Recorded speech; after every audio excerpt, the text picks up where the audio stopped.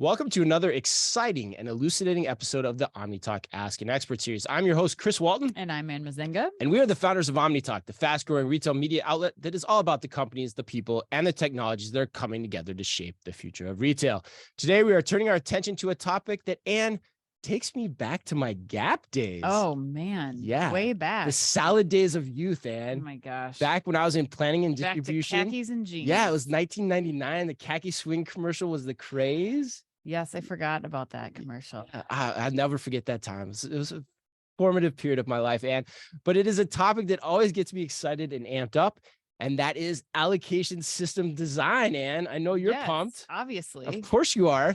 And joining us to share his considerable, and I say considerable expertise on this subject, fresh off of seeing them in New York at NRF recently and heading into Shop Talk, is Manhattan's Senior Director of Product Strategy and Allocation Expert Extraordinaire, Scott Fenwick. Scott, welcome to OmniTalk. Thanks, guys. It's great to be here. I feel like I finally arrived now. I've made it to your show. Well, what a title. My goodness. I mean, Chris, you really rolled out the red carpet. I'm pretty pumped for this. I was joking with Scott before we hit record. Like I'm really geeked up for this. This is one where I'm going to wonk out on. Hopefully that's good for everyone. Yes. Well, before everybody is like exposed to Chris's extreme wonking here, before we get into our discussion with Scott, a quick reminder that for those watching this interview live with us right now on LinkedIn, please feel free to ask your questions at any time in the chat session window to the right of your screen right now. And Scott and the Manhattan team will be there and ready to answer if Chris gives you an opening, because he's got a lot of questions to ask. Let's get wonky, Ann. Let's get wonky. All right. Well, Scott, before we get started, we kind of like to hear a little bit of background on our guests. Yes. So tell the audience a little bit about yourself and what you oversee at Manhattan, please. Sure. And so I'm a part of the product strategy team at Manhattan Associates. I oversee our inventory solutions, which is primarily our demand forecasting, replenishment, allocation, and sales and operations planning. I've been with Manhattan now for just a little bit over 27 years. Oh my God. I know, may You're seem a legend. like a long You're time for somebody as young as myself. Perhaps. I didn't know that. Wow. Yeah. Long time, but it's really not that unusual. We have a lot of folks at Manhattan that's got 20-year plus tenure, just a great place to build your career. But my primary focus is really, I like to think of it as solving problems. I love to work on meaningful problems. I love to build solutions that we can be proud of and drive real value for our customers. And that's really what I do as part of my day job. Wow, 27 years. That's our second longest tenured guest, I think. 29 is our record, right? Yeah, Lori Weston, I think. Yeah. Wow, that's cool, Scott. All right, well, Scott, let's get right to the point here today. For those watching, those listening, why allocation? Why are we talking about allocation systems? Why is that so important? Yeah, Chris, it's an interesting question because for us, this was easily a 10+ year decision to jump into the allocation space. And that's not just because it took us that long to build a business case. We are a firm believer at Manhattan that good ideas don't necessarily create great solutions. You have to have compelling problems and real challenges to solve and a reason to jump in, especially as I think about a space as mature as allocation. These are not new problems necessarily to be solved. But for us, the decision to jump into allocation was really fueled by the years of learnings that we've had as we've grown our omni-channel business. Okay. As we've watched retailers embrace new ways of engaging their customers and getting their brand engaged by the retail markets, we've understood that how they leverage inventory and the supplies that they have has fundamentally changed. And the realization from our part was that the tools that many of them are using, because there's a lot of legacy tools in the market space, were born essentially before Omni was even a thing. And a lot of those solutions certainly have evolved over the years, but the challenges and the nuances of managing inventory today are fundamentally different, even though at the end of the day, we're still talking about what supply goes where. Those systems, in our belief, needed a refresh. They needed fresh thinking. Yeah. They needed a little bit of a reboot. And as we watched during the pandemic, as retailers struggle to be more agile and introduce new fulfillment options to take advantage of the supplies that they have, our belief was now's the time. And we chose to jump into the allocation space. Now, one of the most common questions I've gotten is, well, why didn't you start with merchandise planning? That was gonna be my question. Okay, I'm curious. Yeah, because that's fundamentally I've seen that done so often through my history. Like, and like people are always focused on the planning side, but yeah. So why? So yeah, please go there. Yeah, well, that was another debate, of course, as we looked at the overall footprint. But our belief is that if you look at retail, every retailer plans, and we believe there's a reason why so many of them successfully plan on Excel. It's maybe not the most conducive tool necessarily, but it gets the job done.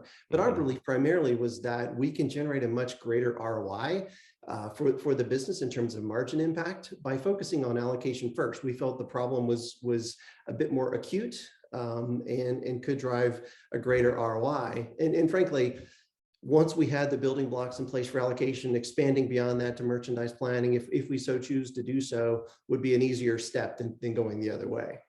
So that's a really important point because, and that's partly why I wanted to have you on the program too, was what you just said there, because, you know, you're going to invest, you can invest all you want in the planning side of the business, but at the end of the day, nothing ever goes exactly to plan. And you're always going to have, it doesn't, Ann. 7 years later, working with me, I think you're very fully aware of that one. No, but I mean, it's a real thing. And so basically what you're saying, Scott, is there's always going to be issues, particularly on the allocation side, and the allocation system is what can optimize the performance on that at the back end. So that's essentially what you're saying here, right? That's why you'd invest in one over the other. Yeah, totally agree. I mean, if you look at, again, we kind of molded our perspective on allocation based on lessons learned from order management. And if you look at order management systems, as needed as they are and sophisticated as they are, one of the biggest constraints that they have to live with is where supply decisions have been made, oftentimes weeks to months ahead of actual selling beginning.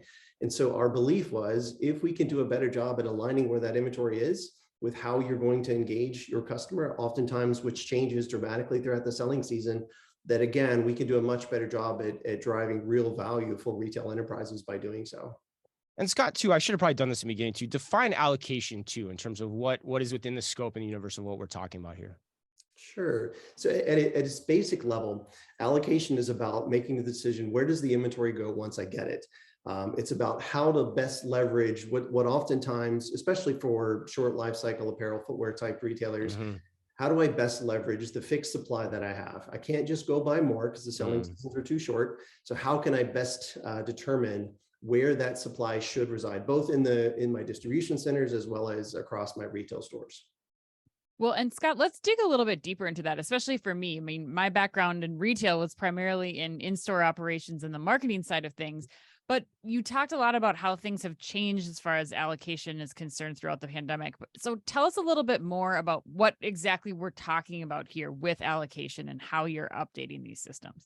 Sure. There's a couple of big gaps that we see in the market. And one is just, if you just focus on the retail store first, because when most people think allocation, they think about, all right, how much is going to each store and when? Right.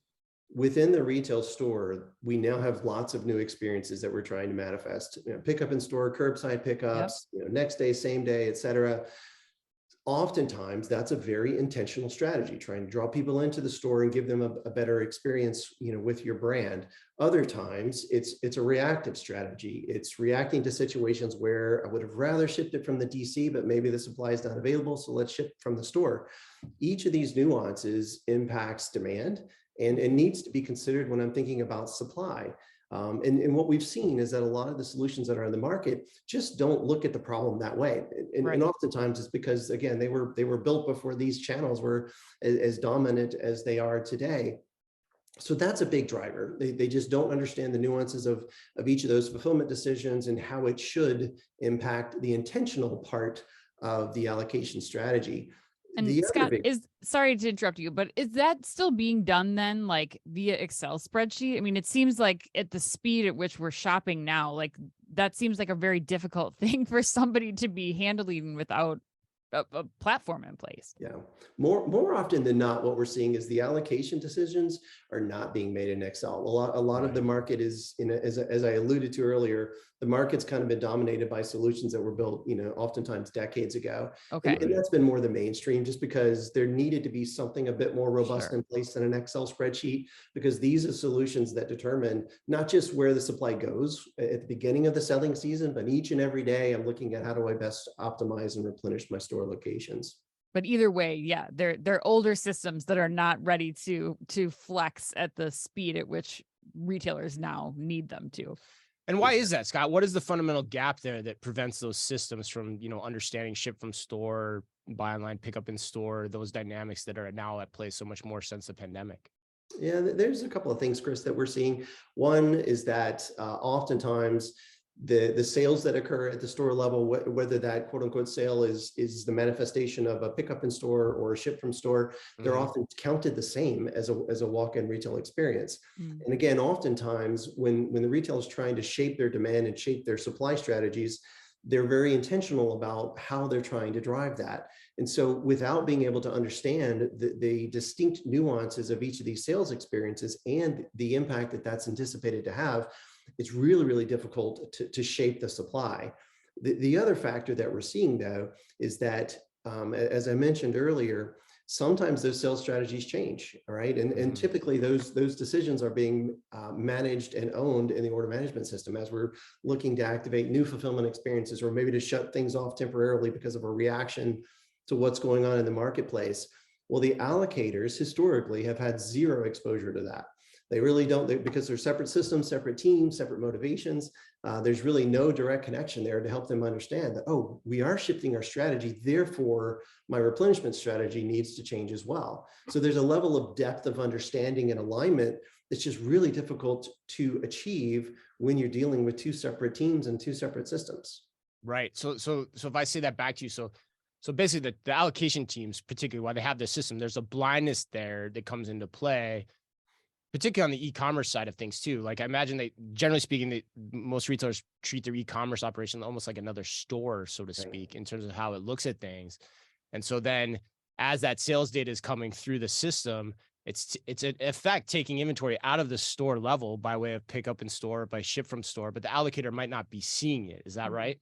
That's absolutely correct. And frankly, if you look at the intentional versus the reactive side of that conversation, oftentimes we could have achieved better results for the enterprise if I just allocated differently. So one aspect we've not really touched on yet is the question, which sounds simple, but how much do I hold back in the DC? Right. Well, if you look at a lot of these retailers, e-commerce is certainly one big aspect of what's shaping their demand, but many of them are also, they have online marketplaces, they have B2B customers as well. So there's lots more channels, which creates a lot more complexity. All of that has to be factored into play when you're figuring out, well, how much do I really need back in my DC versus how much is available to go to my stores. And what a lot of retailers have been doing, and this is driving another big opportunity for them, is to kind of shift from what used to be physical silos of supply. If you think back to the early days of e-commerce, that we'd spin up an e-commerce DC and we try to ship everything out of those facilities. Yep. Well, in today's world, many retailers have either already or on their journey to basically merge all that back, because they realize they get a lot more agility, a lot more flexibility to use that supply in different ways if it's all physically, controlled under what we loosely refer to as a single pool of inventory. Right. So if I've got a single pool of inventory, now the question is, well, how much do I need for that online marketplace? How much do I need for my B2B? And how much can I use that to shape my demand for e-commerce? It's a much more complex question. Right. One other point that you brought up too that I want to come back to is you've talked about OMS a few times. Like, how important is the linkage between the order management system and the allocation system in what we're discussing? We think it's the secret sauce.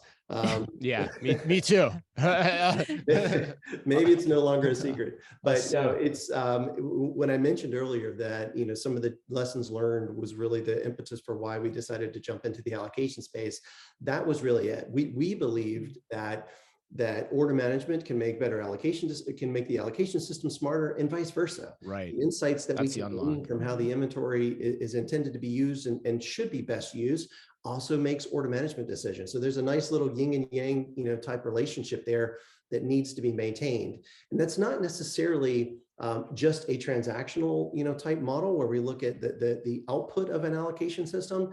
What we really have strive to achieve here is an understanding that when my selling strategy changed, the allocation system just understands that and can shift accordingly.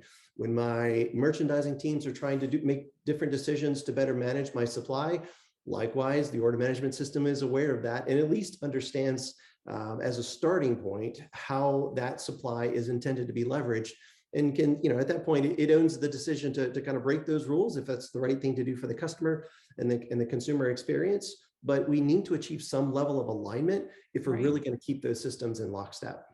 And the other point I would add there too is your consumer preferences can change too. So you're aligned in terms of how you're going to deal with that. And that consumer preference can change in terms of the types of products they want, or in terms of, as we saw during the pandemic really quickly, how people want to receive their goods. Yeah. And so that alignment is key to make sure that you're able to handle that as a retailer. Right. And that moving front of funnel too, like making that decision right away. Right. Like I care about when I can pick this up first, not, I'm willing to concede maybe on color or something if I can have that in my hand earlier in the day.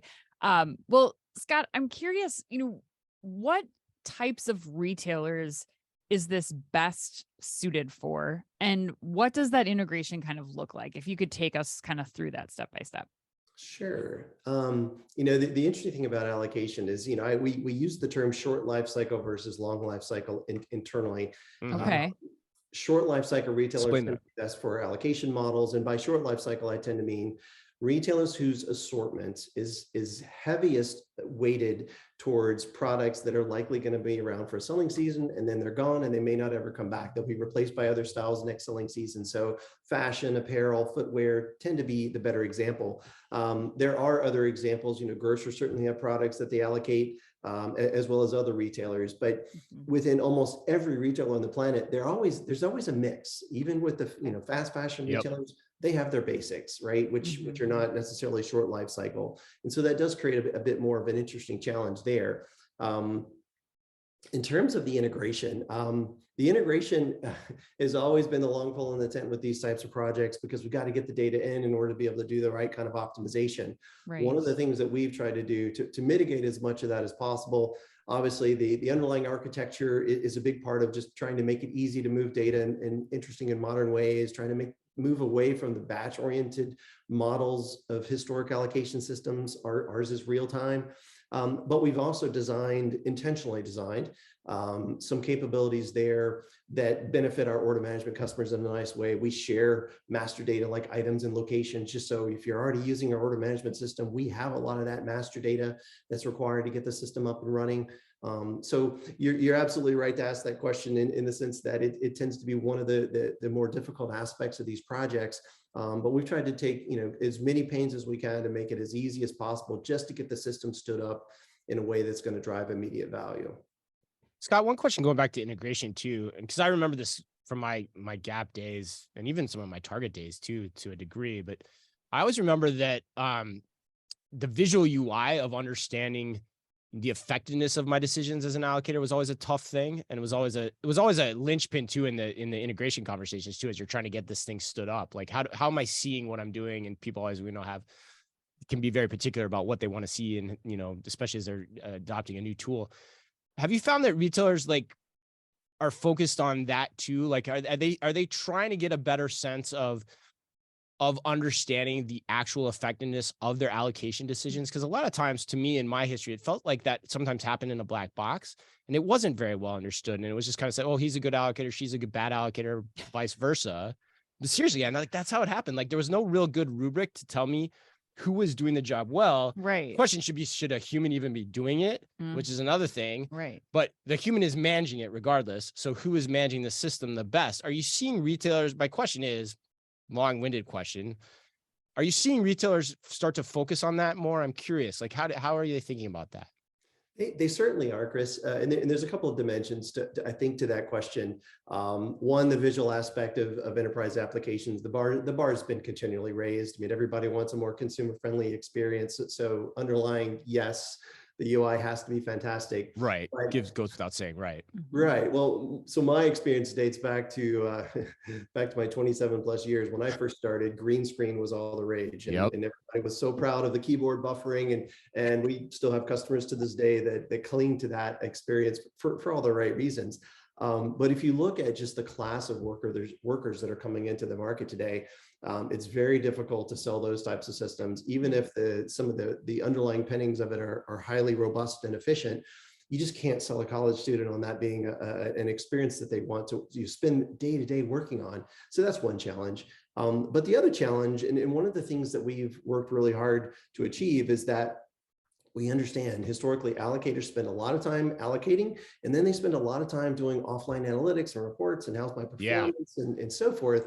And so what we've tried to do is to fuse those two worlds as much as possible. So there's lots of embedded data visualization and analytics that are built into the system. Now, one of the points that you made is absolutely true. You know, should the user be doing this or not? So you also kind of have to balance that with a healthy amount of automation, so that they don't necessarily have to spend all their time reviewing allocations and looking at quantities. And do I want 4 units here, or would 3 be better? However, we realize most users are going to start that way. Even if they build up to the fully automated versions of the system, they're going to start with hands-on, and they want as much information at their fingertips. Right. Oftentimes, kind of looking way beyond the allocation, but helping to understand what's the underlying impact on margin, on historical trends, and so forth. And do I just feel like the system is generating an allocation result that makes sense? Yeah, right. The illusion of control is as important as being in control in the example that you're describing here. Yeah. Well, Scott, I'm curious if there's anyone that you're working with that's doing this really well. Do you have any case studies or anecdotes that you can share around successes that retailers or brands have had when they're taking this approach? Yeah, so we're getting there. This is the newest part of our inventory portfolio. So we are working with our early on implementations of the solution, and I certainly hope to have more hard evidence and KPIs and case studies later on this year. I'm currently working with Scotch and Soda on an implementation that I think is going to be a fantastic story.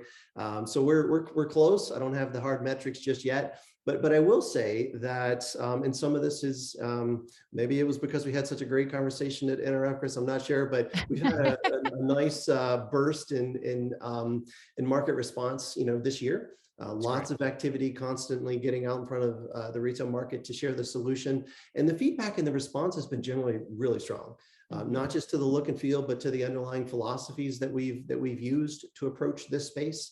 And that's been really encouraging to see, because as I said, I love to deliver solutions that we're proud of, but drive real value. And so far the market response has been really good. And Scott, I'm curious, as you hear from the market, like, what are they saying, like, to you, like, okay, in general, like, this is really helping us, do better at this? Mm-hmm. Well, in a lot of cases, it's directly attributed to sales. I mean, the basics, it's sales and margin.